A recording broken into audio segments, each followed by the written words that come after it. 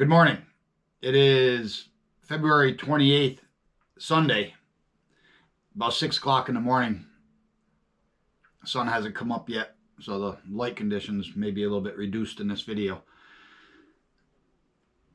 I'm going to start right off with saying that I do not agree with animals kept in cages. Whether that's zoos in major cities so people can go observe them in a non-natural setting as they pace back and forth, longing to be wild. Or whether that's, people putting them on chains and leaving them outdoors in severe weather. This shows a disconnect from the animal spirit. Now, in saying that, let me clarify that when an animal is injured, to put it into a holding facility for rehabilitation and then releasing it back into the wild is another story. That is honorable. Another area would be putting them in the sanctuary for protection because of the cults of Abraham and their extinction hunts, hunting a species until it's virtually extinct, just for the mere gratification and instant pleasure of humans to keep animals in cages. I do not agree with. Which brings us to the wolf. The wolves are off of the endangered species list, which means they can now be shot. They can be hunted. I disagree with that. We went to a wolf show, a wolf exhibit yesterday, Saturday, at about 2 o'clock it started. It was put on by a local American Indian group. And I'm going to say this right off the bat. I do not like what she says in one part of the video. It is either a statement born of arrogance and ignorance, or it is a statement born that she has knowledge that she's wrong, but she believes the viewer, the listener, is ignorant of the facts. What she says is that Native Americans, now I've already addressed Native Americans were white people, even Indians, the American Indians of the 1800s admit to this, that they were taught everything they know from the Native American white people who were here before them. And now what we have is we have exhibits put out where it teaches what we taught them. It teaches that information back to us, but it does so in a way that says that they are the only possessors of that connection. Now, I don't have anything against, if you know me, I don't have anything against the American Indians. My wife is part Mohawk, which means my children are. I have a lot of respect for what they used to stand for. They've been Christianized. And a lot of their lore, like ours, because it's all northern paganism, it's all northern pagan, has been manipulated by the religious cults of Abraham. But what she said was that Native Americans were the only people who possessed this connection to the wolf, and that's just not true. That's not true. In our lore, we have words of Varg and Ulfi.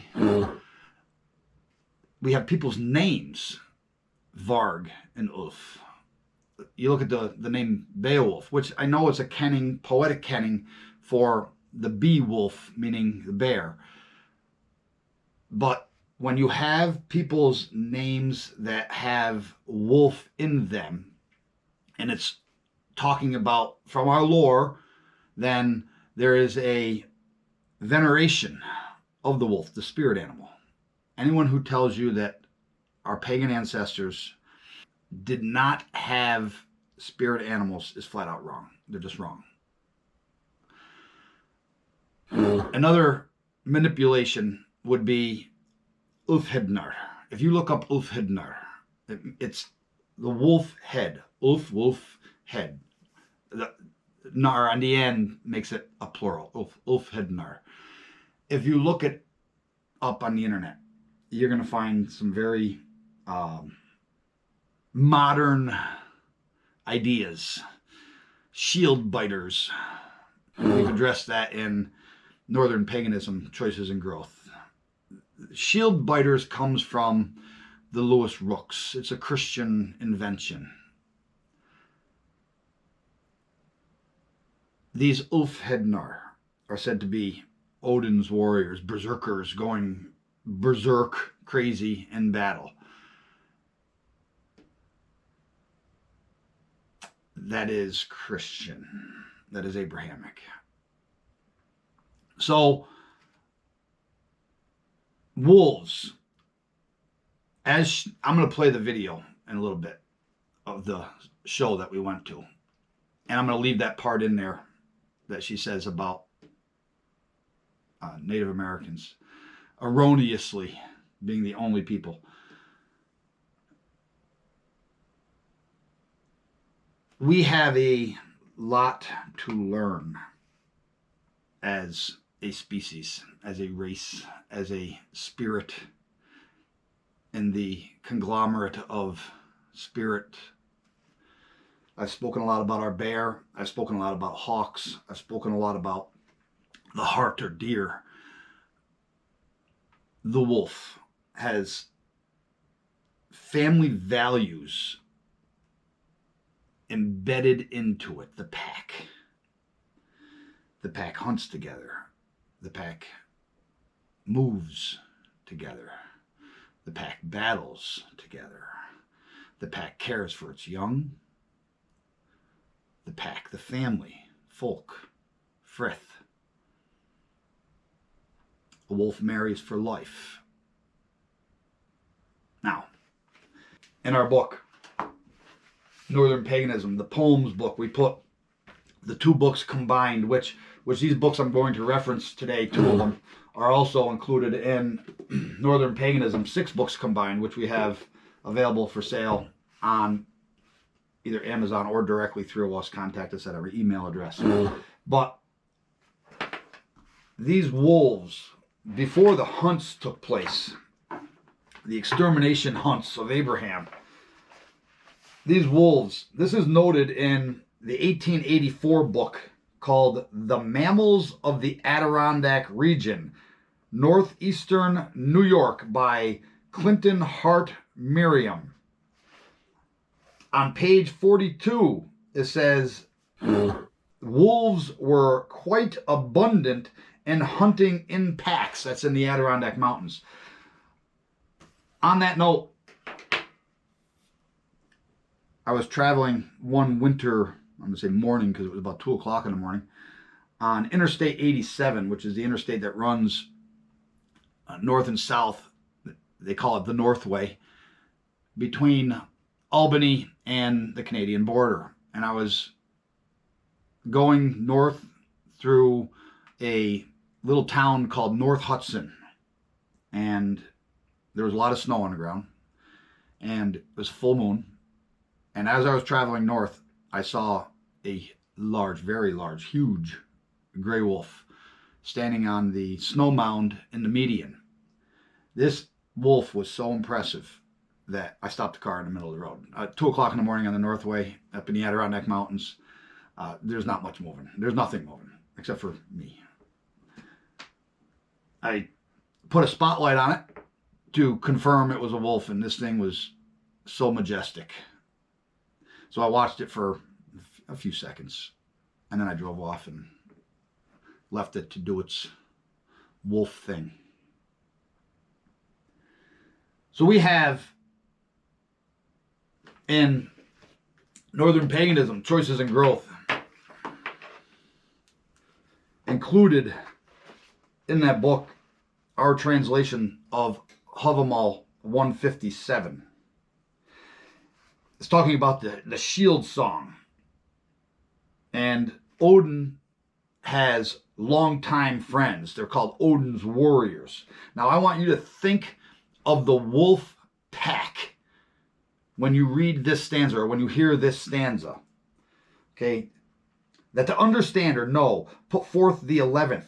If shall to battle lead long-time friends or long-standing friends, under the rim of your shield yell or roar, howl.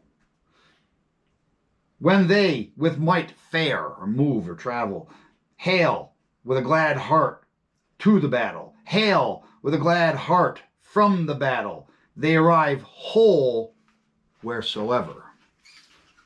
The wolf pack. It moves as a unit. There's a book. It is called The Sketch of the Religious History of the Slavonic Nations by Walerian Krasinski, 1851. He's talking about the Slavonians here, and he's comparing them to a Christian king. One thing I want to point out about these Slavonian women that were found dead on the battlefield with the Avars is it's not self-explanatory, and the author does not explain it well. These Greeks, previous to the 626 date, had hired the Avars to attack the pagan Slavonians, and the Avars won. And back then, when you conquered another people, you took them in as pretty much vassals of your empire. So these Slavonians were the subordinates of the Avars. So when the Avars went to attack Constantinople, they were in amongst that fighting force. That's why the Greeks found the Slavonians attacking with the Avars. I just wanted to point that out. And remember, this was to point out the moral high ground that the pagans had above the Christians, above the Christian king. We're told this in that writing too, from the 1800s, that the white people who were here before the American Indian, the pagan white people that are the Native Americans, that were here before the American Indian people, we're told in their writings that they were more virtuous and moral than the Christian white people that those American Indians were dealing with at the time in the 1800s. So this is a common thread. Now, this is a common thread. And my wife and I have been working diligently to undo the false history, because that is another area of false history, that who the Native Americans are. But as well, growing up Mohawk in a Christian false history period, or Abrahamic false history period, she was told her whole life that her ancestry, that part of it was savage. They were barbaric, and they were cannibals. And they were told this because it's a manipulation. And I've addressed this in our books. I've addressed this in previous videos. The bear was called grandmother, grandfather. The wolf was called brother, sister. When you have such an honor for the spirit world and of animals as their connection to you, then you're not eating a human being. You're eating a brother, sister, grandmother, grandfather of the animal kingdom. That doesn't make you a cannibal. That's only in Abrahamic minds. So there's a sign inside the trailer where the wolves are. And I'm going to expound on that sign. When you'll see it. When you see it, you'll know what I'm talking about, where it says, only then will humans realize, or people realize, that you can't eat money. Well, we buy local if we can, farmers markets. And we bought some corn on the cob yesterday. And one of the farmers told us that with all of the land being purchased, all the farmland being purchased, that the price of corn is skyrocketing. Now, why would that be? Well, because the corn won't be used for food anymore. The corn, as this farmer told us, is being used to produce ethanol. So I'm going to add to that sign that you'll see in the video. You can't eat money, and you can't drink ethanol. We are destroying nature. We are destroying our food supply, our water supply, and hence we're destroying ourselves. The chastity and conjugal fidelity of the Slavonic women are extolled by the Byzantines as well as by the Western writers. The Emperor Mauritius says that the Slavonic women were such devoted wives that many of them committed suicide when their husbands died. St. Boniface, the Anglo-Saxon apostle of the Germans, says in a letter addressed to his countrymen, Ethelbald, king of Mercia, who was accused of disorderly manners, that the Slavonians, whom he calls on account of their idolatry, the worst nation, held conjugal fidelity in such reverence that the wives committed suicide at the death of the husbands, and that those who acted in this manner were considered praiseworthy amongst them. It seems that the Slavonic women were wont to share with their husbands not only the hardship of the expedition, but even the dangers of the combat. And we've seen this addressed, and I've addressed this in other videos about Tacitus and the wedding gifts, and how women went to battle with their husbands. So I'll continue here. When the Avars in 626 made an unsuccessful attack upon Constantinople, a great number of Slavonians who had fought in their van were slain, and the Greeks found afterwards that there were a great number of women among the dead. The strength of family ties and affections among the pagan Slavonians is thus described by Helmod, whom I have already several times quoted. Quote, hospitality and care of parents are considered by the Slavonians as the first virtue. There cannot be found amongst them a poor man or beggar, because as soon as an individual becomes, either from debility or old age, unable to provide for himself, his relations take care of him with the greatest kindness. End quote.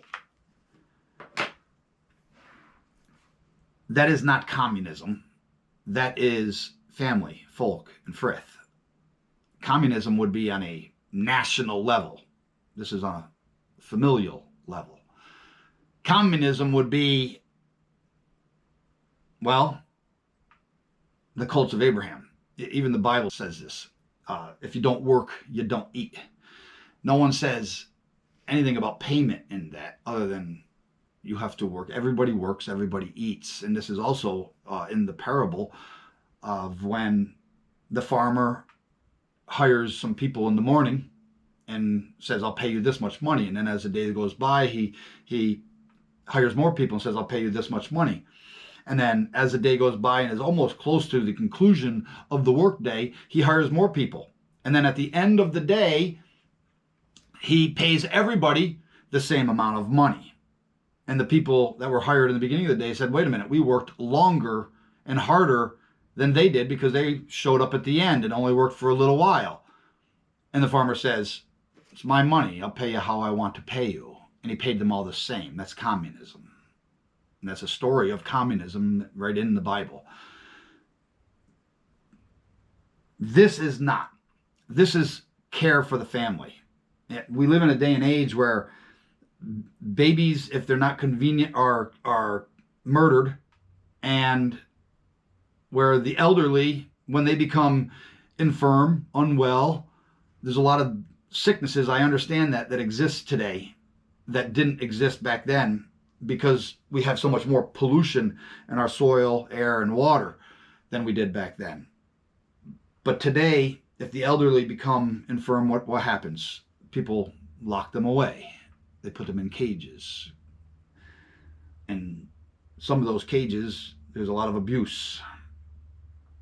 And if you live in New York during a pandemic, some of those cages are intentionally infected with viruses. It seems. That's my opinion. I better throw that out there. I understand we live in a day and age where things are expensive. Back then, family was close by. They weren't so dispersed and separated. And so it was easier to care for a person who couldn't provide for themselves anymore that was a family member. Today, that costs a lot of money. And what do? You can't hire a nurse or a private nurse or anybody to come in and have to pay that huge expense. So I'm not judging anyone for what they have to do to survive. That's not my intention here. I'm just pointing out how things have changed between our pagan ancestors and what Abraham has given us. The cults of Abraham have given us this. The detachment from the animal world, the spirit of the animal world, and a detachment from what our pagan ancestors, the depth of knowledge and attachment to things around them had. Now, there is a spirit that is inside of you. It's the spirit of Odin. It is gifted from Mother Goddess. It's given to the valiant. It's reborn from Valhalla as gifted from her.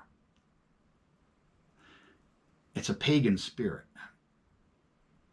And there's, toward the end of this video that I'm going to show you, we go inside where the wolves are kept. And they pace back and forth. Now, as you watch these wolves, beautiful, beautiful spirits, as you watch them pace back and forth, I want you to attach in your mind, I want you to attach your spirit, your pagan spirit that is gifted to you, the spirit of Odin inside of you. I want you to attach that pagan spirit to that wolf, and I want you to put that cage inside of you. I asked one question when I walked out of that air-conditioned trailer. When this exhibit is not going on, where are these wolves kept? Because my fear was that they were just used for money in a exhibit to make it look like they were giving out knowledge and information about the wolves, and that was their life in cages. And I'm, like I said earlier, I'm against cages and extermination hunts. And the person I talked to said that they have a ranch in South Carolina and the wolves are allowed to roam on that ranch. So I was very pleased to hear that. When we were there, that's where this t-shirt came from. And the money, another question I asked, well, before I went into the trailer, was, does the money from the merchandise go to support the wolves? And they said yes. There is a .com on one of the signs that you can research if you'd like to. But I bought this shirt and another shirt of a wolf in the snow, and we bought 3 of these little beanie wolves here. And the reason we bought 3 of them, well, this one's mine. It's going to go on our Yule tree. It's a Yule decoration now. My wife wanted one, and Sarge, our German Shepherd, wanted one. We go out, we come back, we buy him a gift each time we go out, and it's funny because he looks for it. And when I was making this video, I want to play this for you, because when you start to see through more pagan spiritual eyes, you start to see that even the domesticated animals that we adopt into our houses, they have this attachment to the past. Sarge. I was preparing last night after we got back some of the video clips I was going to put in this video. And in the beginning of one, it had some wolves howling. And Sarge immediately snaps his head over, looks at my computer. Mind you, it's just coming out of a little computer speaker system. Snaps his head over and looks at my computer, then looks up at me.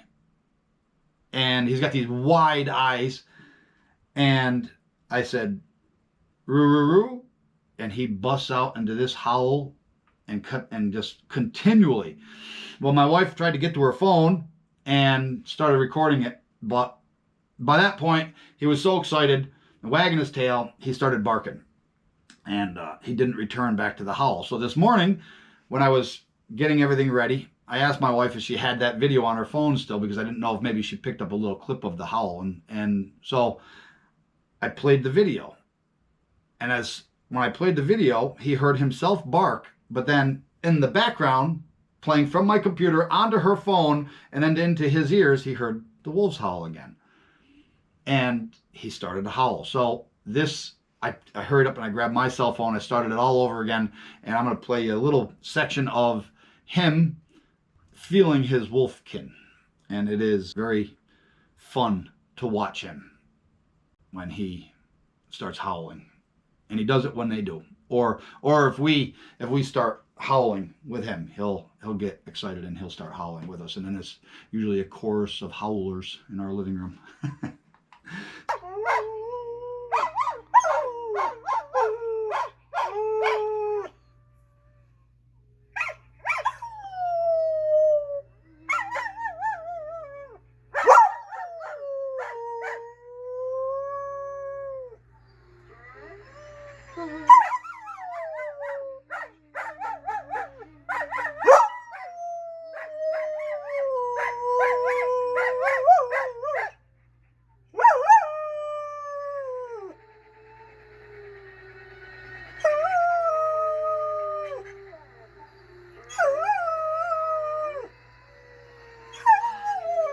So here is the exhibit we went to yesterday. I hope you enjoy. The birds started moving. Okay, we got to the wolf show. Migratory birds started to actually 3 minutes early, but the number of beavers started this audio was already playing when we got here. Eat the trees. And I'll see if I can find a link for it. I've heard this audio before. Wasn't that amazing? Are you guys ready to meet a wolf? Coming out is one of our senior wolves. Please welcome Lakota. Hey, what are you doing? She's getting a little mixed up here for some reason. Outside, there we go. Yeah, say hello to 17-year-old Lakota. Now, besides being the oldest wolf we have here, she's also the alpha female. What does that mean? She's the boss, the leader of the pack. Everybody listens to Lakota. And along with her mate, if they were in the wild, they would be responsible for the pack, taking care of them, guiding them, teaching them. That's their job. Now, Lakota here had a mate up until a few years ago. His name was Cody. He was a really special wolf. He actually saved a young girl from drowning, believe it or not. But even though he's not here anymore, Lakota remains as the alpha female, and she won't take another mate because wolves only do that one time in life. That's it. Now I know it's funny, but she's actually demonstrating an important behavior for you here. It's called marking the territory, scenting the area. And it's important because it lets other animals know just where the pack is. And in the wild, they respect that of each other and stay out of their way. Now Lakota here is an eastern timber wolf. There's many different types of wolves out there. They come in all different shapes, sizes, and colors. Some you wouldn't even recognize as a wolf. But let's take a closer look at her.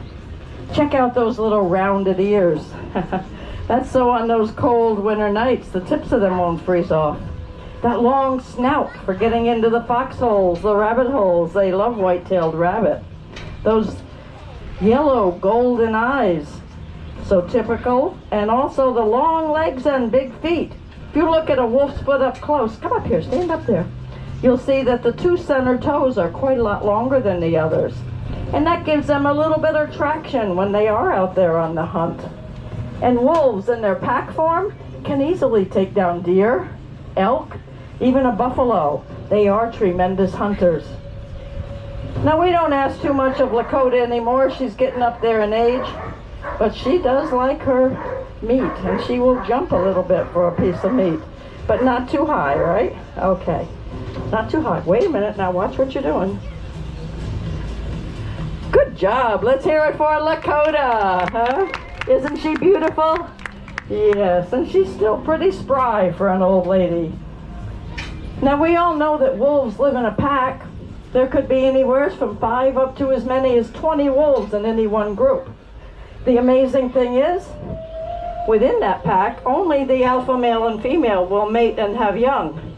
And when the babies are born, the whole pack joins in caring for them.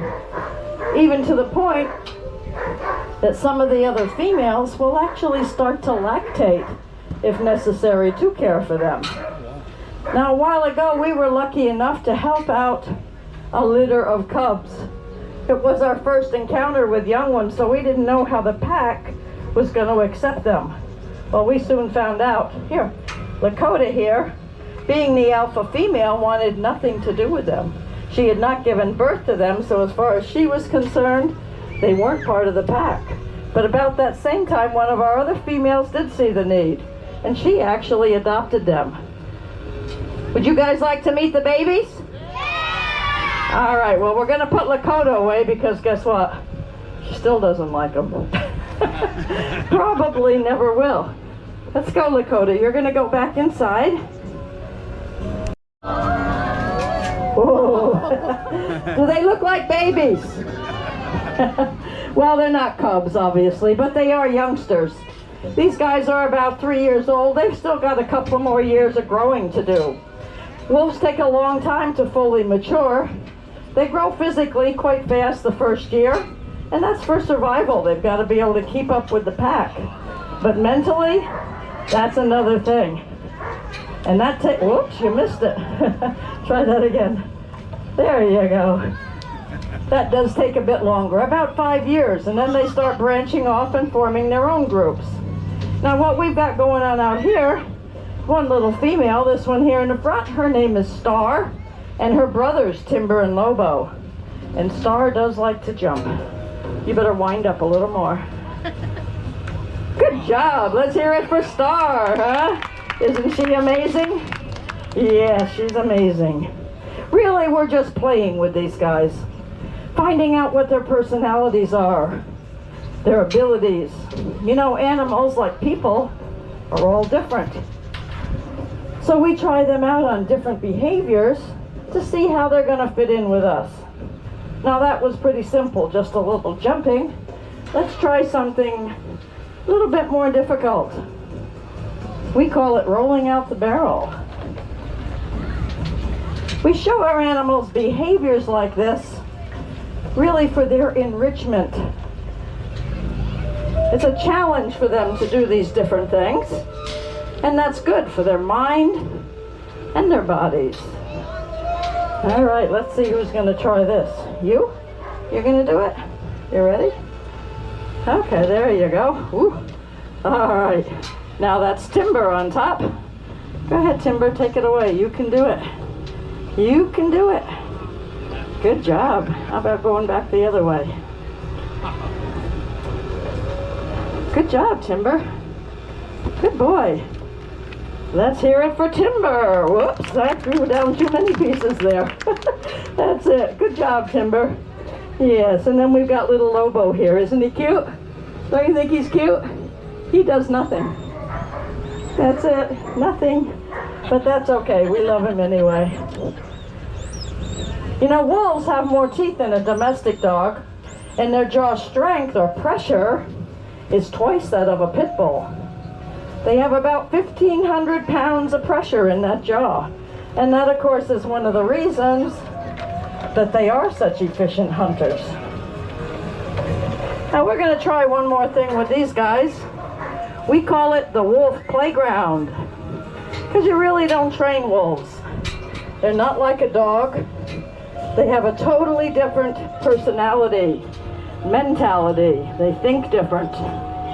So we have to find things that they like to do, and then we hope that they'll do it when we ask them. It doesn't always work just the way we have it planned, believe me. But that's when the treats come in handy. It's called positive reinforcement. We ask them to do a behavior, and they get a treat. In their case, it's a piece of raw meat. And these guys eat about 5 pounds of raw meat every day, and that's each one of them. So you know what our grocery bill is. Okay, you ready? Go ahead. Come on. Let's go. Go ahead. You can do it. Come on. Come on. Are you going to do it? No? Hey! Really? And we've got some sneaky ones here too. All right, Timber, I think we're going to do this a different way. All right, go ahead. That's good. I knew you could do it. Thank you, Timber. Good boy. All right. You can stop now. I think they've all got the idea. You're going up and over. Well, sometimes we have a little too much fun out here. Maybe if you guys would give him a really big round of applause, huh? He'd know that he could stop. There you go. Whoops, you missed it, didn't you? There you go. Good boy. And away they go. Well, you folks have met the alpha female, and you met the babies. Would you like to meet the rest of the pack? Yes, this is the rest of the pack. Now these are all boys. They're about 9 years old. And they all came from the same place in West Virginia. Now if these guys look a little different, that's because they're what's known as a hybrid. They're 98% Eastern Timber wolf, so they're definitely a wolf. But they do have about 2%, in their case, of Alaskan Malamute mixed in there. And that makes them a hybrid. Not something we're advocates of. Really not a good thing to do, but it does happen more often than not. So let's see if we can get everybody up here so you can take a look at them. Let's go. Hey, Yukon, what are you doing? Chemo. There you go, everybody in your places.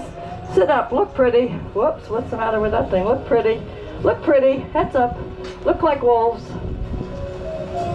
Howling wolves. Good job. Let's hear it for the pack. Huh? Aren't they handsome boys? Yes. Well, they're here in one place. We'll introduce them to you. Right here is Yukon. On the very top is Alaska. And on the other end, having a little bit of a hard time containing himself today, is little Chemo. Yeah. And we call them all the boys, and we think they're beautiful. What do you guys think? Yeah. Huh? Aren't they beautiful? And don't they all deserve a place to live, right? Just like the rest of us. You know, the only culture that truly understood the wolves were the Native Americans. And they thought of the wolf as their brother wolf. They learned from him. They would watch how he would hunt and actually copy many of those same tactics. But I think the most important thing that we can learn are the family values that they have. Do you know that the wolf is one of only 3 species of animal in the whole world that cares for the elderly? That's right. If there's an older one that can't hunt, the others will bring food back for him. If there's one that's sick or injured, they'll take care of them. They're truly amazing. They deserve our respect, and right now they need our help. You know, they've been taken off the protected list. What does that mean? They're killing them freely, as many as they want, no limits. And we know that's not a good thing. So if you want to help those wild wolves out there, contact your congressman. Just let them know we want them back on that list. Let's help these guys. We need them, and right now they need us. So do what you can. Thank you. And thank you all for watching our presentation here. We hope you enjoyed the animals.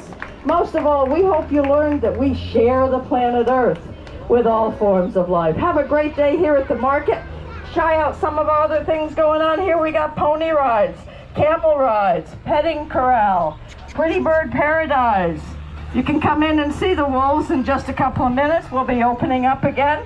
But do it all and have a great day. May God bless you and God bless America. I'm sorry? I do. I have 2 Arctics inside. They're younger. Well, they're getting ready to be in the show, but not quite yet.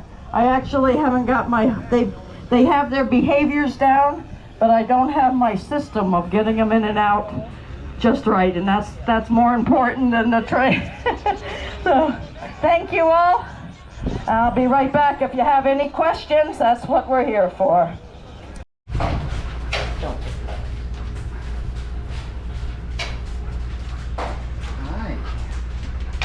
Look at you, how beautiful. You guys are going in circles. Who's the leader? I don't know. Kind of doing loopy-loops, huh? Look at them. Look at their eyes. How beautiful. Oh, it's hot. That's why the pacing is hot. And it's got air conditioning in Yeah, this it's barrel. nice in here, actually. Yeah. Hi, baby.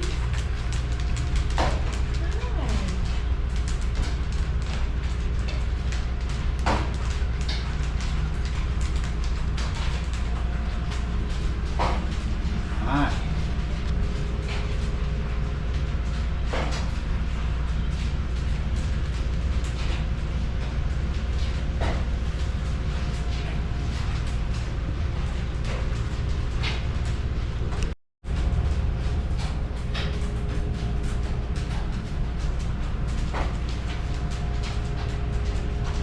This is a 4.5-minute video of how wolves changed rivers. This was the audio that was playing when we first went up to the wolf exhibit.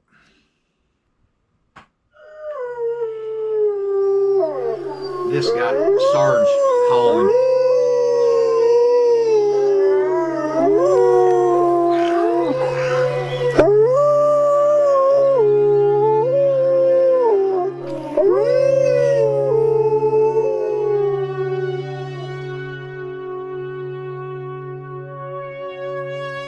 One of the most exciting scientific findings of the past half-century has been the discovery of widespread trophic cascades. A trophic cascade is an ecological process which starts at the top of the food chain and tumbles all the way down to the bottom. And the classic example is what happened in the Yellowstone National Park in the United States when wolves were reintroduced in 1995. Now, we all know that wolves kill various species of animals, but perhaps we're slightly less aware that they give life to many others. Before the wolves turned up, they'd been absent for 70 years. Absent for 70 years because they were hunted to near extinction by the cults of Abraham. That the numbers of deer, because there was nothing to hunt them, had built up and built up in the Yellowstone Park, and despite efforts by humans to control them, they'd managed to reduce much of the vegetation there to almost nothing. They'd just grazed it away. But as soon as the wolves arrived, even though they were few in number, they started to have the most remarkable effects. First, of course, they killed some of the deer, but that wasn't the major thing. Much more significantly, they radically changed the behavior of the deer. The deer started avoiding certain parts of the park, the places where they could be trapped most easily, particularly the valleys and the gorges. And immediately those places started to regenerate. In some areas, the height of the trees quintupled in just 6 years. Bare valley sides quickly became forests of aspen and willow and cottonwood. Now these deer and other herds that would eat this vegetation would allow for the erosion of riverbanks, which would then allow the river to expand or take different avenues than what it had done previously when the wolves were there. So this regrowth of vegetation helped contain the rivers within their banks. And as soon as that happened, the birds started moving in. The number of songbirds, of migratory birds, started to increase greatly. The number of beavers started to increase because beavers like to eat the trees. And beavers, like wolves, are ecosystem engineers. They create niches for other species. And the dams they built in the rivers provided habitats for otters and muskrats and ducks and fish and reptiles and amphibians. The wolves killed coyotes, and as a result of that, the number of rabbits and mice began to rise, which meant more hawks, more weasels, more foxes, more badgers. Ravens and bald eagles came down to feed on the carrion that the wolves had left. Bears fed on it too, and their population began to rise as well, partly also because there were more berries growing on the regenerating shrubs. And the bears reinforced the impact of the wolves by killing some of the calves of the deer. But here's where it gets really interesting. The wolves changed the behavior of the rivers. They began to meander less. There was less erosion. The channels narrowed, more pools formed, more riffle sections, all of which were great for wildlife habitats. The rivers changed in response to the wolves. And the reason was that the regenerating forests stabilized the banks so that they collapsed less often, so that the rivers became more fixed in their course. Similarly, by driving the deer out of some places and the vegetation recovering on the valley sides, there was less soil erosion because the vegetation stabilized that as well.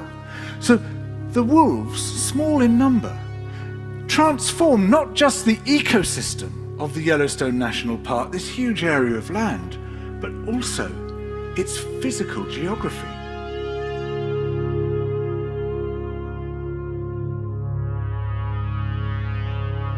Wolves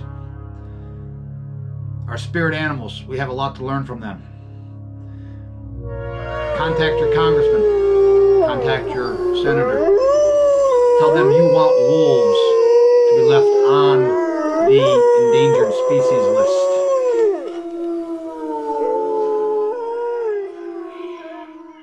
Until next time, or tills nästa gång. Good health, sir.